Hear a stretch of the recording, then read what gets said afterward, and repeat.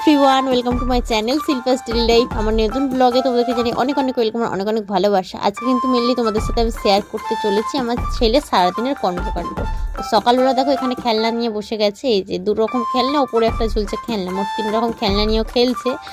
তো দেখো তারপরে কিন্তু আমি আর কী করবো, ও যখন খেলছে আমি ভাবলাম আমি টিফিন করে নিই। মা দেখো আজকে ঘুগনি বানিয়েছিল, তো এই ঘুগনিটা দিয়ে আজকে মুড়িটা খেয়ে নিচ্ছি। আর সকাল সকালে না গরম গরম ঘুগনি দিয়ে মুড়ি খেতে আমার তো ভীষণই ভালো লাগে। তো তোমাদের কার কার ঘুগনি দিয়ে মুড়ি খেতে ভালো লাগে অবশ্যই কমেন্ট করে জানিও। আমি কিন্তু আগে কলেজের ক্যান্টিনে খেতাম, জানো তো, 10 টাকার ঘুগনি মুড়ি আমার ভীষণই টেস্টি লাগতো। সকালবেলা তো টিউশন পড়াতে চলে যেতাম, এরপরে ডাইরেক্ট চলে যেতাম কলেজে। তখন তো খিদে পেয়ে যেত, তখন আগে ঘুগনি মুড়ি খেয়ে তারপরে আমি কলেজে ক্লাস করতে ঢুকতাম 9:30 ক্লাসটা।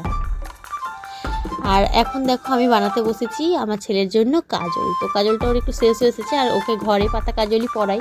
তো সেই কাজলটাই এখন আমি বানিয়ে নিচ্ছি। তো প্রদীপটা জ্বালিয়ে দিয়েছি, আর কাজল লতার মধ্যে অল্প একটু পরিমাণে নারকেল তেল লাগিয়ে দিয়েছি। সর্ষের তেলটা দিলাম না, কারণ সর্ষের তেল তো একটু ঝাঁঝ হয়, তো কপালে দিলে ওর জ্বালা করতে পারে। তো সেই কারণে দেখো আমি এইভাবে কিন্তু আমি এই যে কালিটা হয় সেই কালিটা ধরে নিচ্ছে, দিয়ে কিন্তু কাজল বানানো তৈরি হয়ে যাবে। এটা তো আমি বানাতে পারতাম না, বাট মাকে জিজ্ঞাসা করেছিলাম মা কীভাবে কাজল পাতে, মা বলে দিলে এইভাবে পাততে হয়। তো সেই কারণে আমি এমন করে পাচ্ছি। তোমরা কে কীভাবে কাজল পরাও বেবিকে একটু কমেন্ট করে জানিও।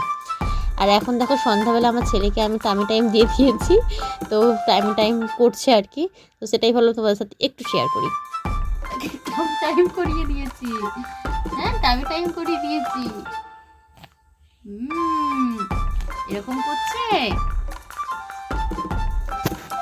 এখন 8:30টার দিক করে দিদির কোলে বসে বসে খাচ্ছে দোল। এটা হচ্ছে ওর বাঁশি, তো দিদির কোলে বেশ ভালো থাকে, তো এই কারণে দিদির কোলে রয়েছে। তো চলো আজকের ভিডিওটা আমি এখানে